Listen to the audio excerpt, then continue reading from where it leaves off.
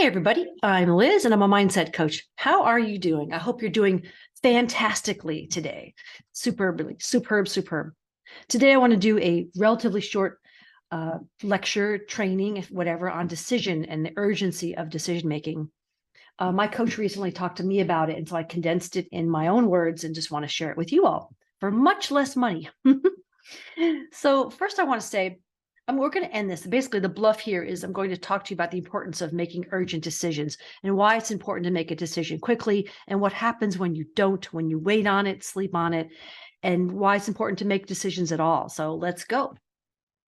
First, I want you lovely folks to know that the universe always has your back. It is your silent partner. It serves you, whether you want to call the universe angels, your higher self, God, infinite intelligence, ground of being, source, spirit, whatever, right? It's always ready and waiting. It's waiting for your command. It needs you to ask for help. And you may have heard of the concept of, hey, the angels want to help you, but you need to ask. They're not puppets. I mean, you're not a puppet. You get to ask for what you want in life. It's that kind of idea, right? And in fact, I often teach my clients this concept of a cosmic mastermind or a cosmic committee. Napoleon Hill talks about having a mastermind in 3D where you get like-minded people to help push you toward your business or your money making or whatever it is. I talk about a cosmic mastermind where you invoke non-physical beings or source or angels to help you with stuff. For example, I'm not currently motorcycle riding, but when I did, I would invoke some well-known safe motorcycle racers who've passed on, not from motorcycle deaths, and who I invoke to help me be safe on the motorcycle. And I really believe it helped. Whether I, placeboed myself into confidence or whatever, I really think it worked to invoke this skill. And people do it for money making, for entrepreneurship, for relationships, having a cosmic mastermind. So you could take it to that level if you like. And I also want to say that we are always manifesting. You're always creating a reality, whether you know it or not, and whether you like what you manifest or not, whether you're thinking bad thoughts or negative thoughts, hard thoughts or good thoughts. So you may as well get what you want. You're here anyway, as my coach says, you may as well be great. So I do teach that it's really good to get to the mindset where you just think about what you want all day long, or you immediately begin to turn around that stinking thinking to like, oh my God, it's never going to happen to. No, it's happening just the way I want. Everything happens for me. After you get over having a sucky day, like the prior video, right? You may as well get what you want. And I also think that targets are really great for the soul. It's really great to have that star to aim for, that night star to, the star to steer by. I think it's really super. Remember that thoughts are like quantum instant, I'll say. Their thoughts travel faster than the speed of light. They, in fact, penetrate time and space. It's like one way I describe it is it's like when you put out desires, they go out into the cosmic web. I'm a shaman, so I think about this kind of thing. Everything's connected through a cosmic web. They've even shown in space that there's actually energetic connections between planets and solar system and stars, and that maybe beings can transfer and travel along those. And that's getting quite woo. But anyway, so you put out these desires to the cosmic web, and it just tickles the universe. It gets it going. It's like when a spider feels a bug on the web, it kind of jiggles the web and the spider goes, oh, it just wakes up the spider like, whoa, I got prey over there. It wakes up the cosmic web and things start acting in your favor. And this is where the universe has your back. We're like, ooh, she wants something. He wants something. Okay. So I think that when negative thinking creates negative shiz and positive thinking creates positive shiz, because it's kind of like the cosmic web, universe, God, if you will, thinks, oh, he wants to have a challenging experience, or he wants drama. He wants illness or poverty or loneliness because he's been thinking about that and worried about that. And so we're going to give him more of that, right? And this is the whole point. I believe it's really important to decide what you want, whether it's your really big goal or subsequent smaller potential opportunities toward getting your goal. Okay, we're going to talk about both of those. So it's really important to decide on that big goal. That's why I talk about the goal. You need to have a goal. It's really important. And it's super important to think about a really big goal that you have no idea how it's going to happen. We're not talking about releasing 10 pounds again or finding another job on Indeed.com. You've done that already, right? We're talking about the big stuff. And I think it's vital to be definite. I used to teach on something called, that's not mine. And what I mean by that is I believe there's a mass consciousness out there. I mean, it's true. There is a mass consciousness out there that will bring you things willy-nilly if you're not asking. So I kind of go against some Buddhist thought here about just think correct, good thoughts and the right stuff will happen. I believe in asking. Maybe it's a Western philosophical viewpoint, but I believe in asking. Some thoughts can come right into your consciousness willy-nilly. A person might be suicidal, say, driving down the street in front of your house. Then you have this thought, oh, maybe I'll end it all. Cancel, cancel. But you weren't asking for that. So I would just say, you can consider that thought isn't even yours. It was just floating by and you thought it was you and you thought you had to have it. You thought you had to feel it. You thought it was yours and you had to wrangle it. So here's what you can say. You can simply say, when you get a thought you don't like, maybe it's yours, maybe it's not, maybe it floated in, and you can just say, that's not mine, or scratch that, or cancel, or cancel. You can say, subconscious mind, do not take that in, right? It's really important to think about what you desire instead all day long. So let's get back to decision making. Bob Proctor was known to say, pros make decisions right away and amateurs sleep on it. Pros make decisions right away, amateurs sleep on it. And my current coach, Arash Vasugi, says, victims are task-oriented. They keep themselves busy. Leaders focus on highly productive activities. So in other words, some of us, to keep ourselves safe, we get busy ourselves with things we have to do to organize, right? Which is useful and good, but we avoid the more scary, just stepping out and making that big decision to just get out there in front of people. Whatever. I mean, we do what we do. We do our best. But I love you to move toward being task-oriented, to making those to-do lists, to what is the most highly productive things you could do toward your goal today, right? So you need to make decisions right away, right? Bob Proctor taught us, within 30 seconds, right? And then in later years, he actually said, no, it's actually not within 30 seconds. You need to make it within a few seconds, right? Or you're done, right? Because it's what your heart wants, right? What happens is the universe, through your subconscious mind, through what your heart wants, is offering you like a brick of gold. Okay. But because it's going to cost time or money or effort or some fear, right? What happens is then you want to sleep on it and your ego takes over, right? And by the way, a decision can be yes or no. I'm not saying it has to be a yes decision. You could make a no decision and just be able to tell your people, say it's no and own the no, right? I say a hard no to anything that's not A+.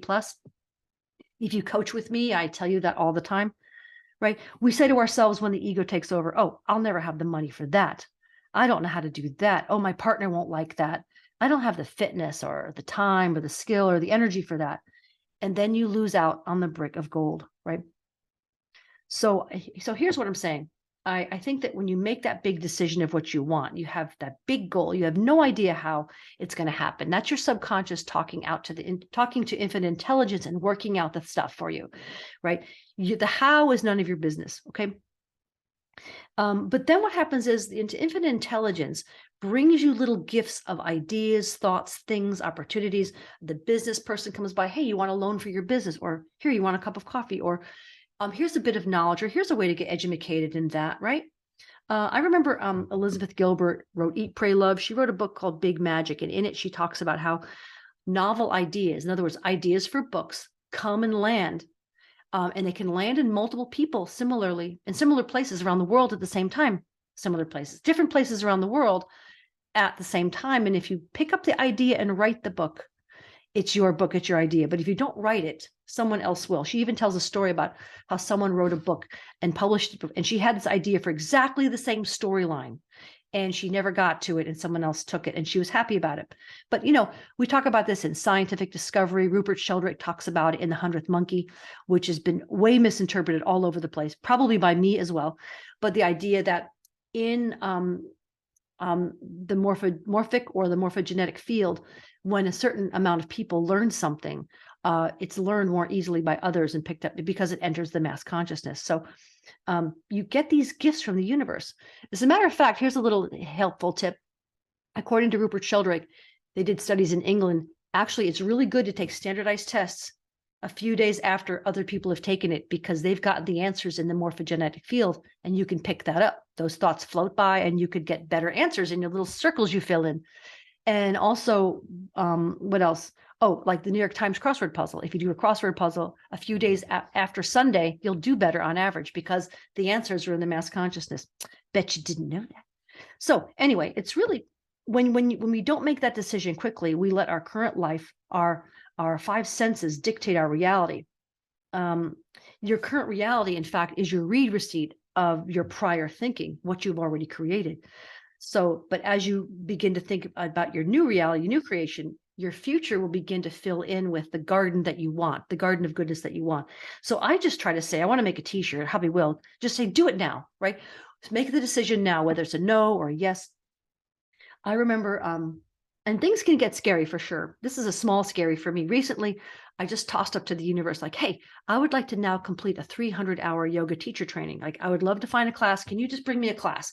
That's like easy, like a cup of coffee, right? That's not a hard thing to find a class.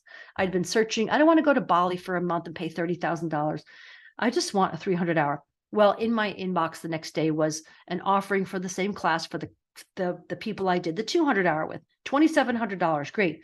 But I didn't have that money because I put the money elsewhere. And I was like, oh no, I don't know.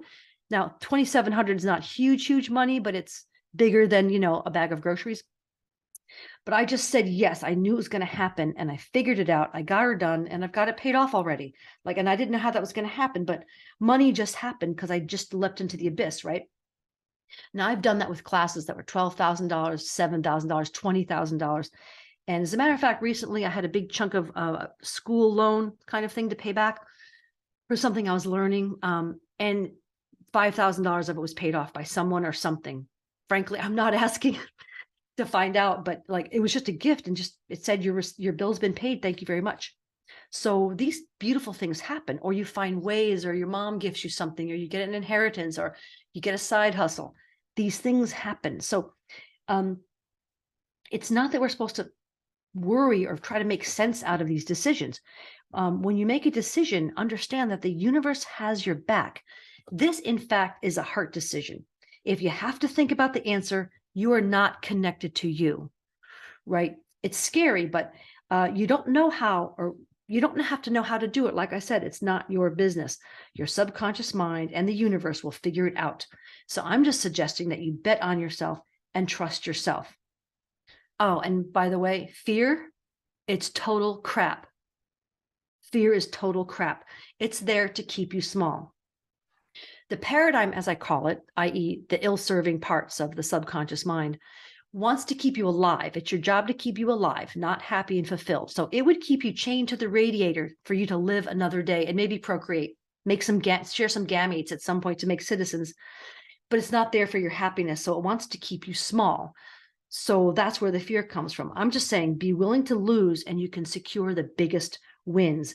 And discomfort around making that decision, even though it's what your heart wants, is a really good sign. I have my clients and suggest that they do something scary every year or every month or something like that. So, and then as you make these scary decisions that your heart wants and trust that the universe is going to support that, and you'll figure out a way along the way with inspired action, you'll move from making lists and doing your dailies, as I say, the daily things you already know how to do, to that inspired action where you just get the idea, oh, I'm just going to do this now. Like, I've just got the idea that I could do these little video helpful vignettes on this small channel, right? Because it's growing amazingly as I intend, right? So folks, the question is not, can I have it, but do I want it? Does my heart want it? Don't overthink it, and don't let failure stop you, right? By the way, you might fail a lot on the way to success, a lot, but who cares? Are you going to go backwards? Heck no, right? So you make that big goal decision and then you go out, and then it goes out to that cosmic web, and the universe and your subconscious will give you smaller, intuitive little drops and hints and opportunities that come your way for your growth and your abundance and your training. So make that decision in a few seconds, yes or no. So I just want to bless you with that. I intend that this help you really super well. If you're interested in coaching with me, hit me up at the email below. I have different coaching packages and offerings, and I would love to talk with you. Take care now, and bye-bye.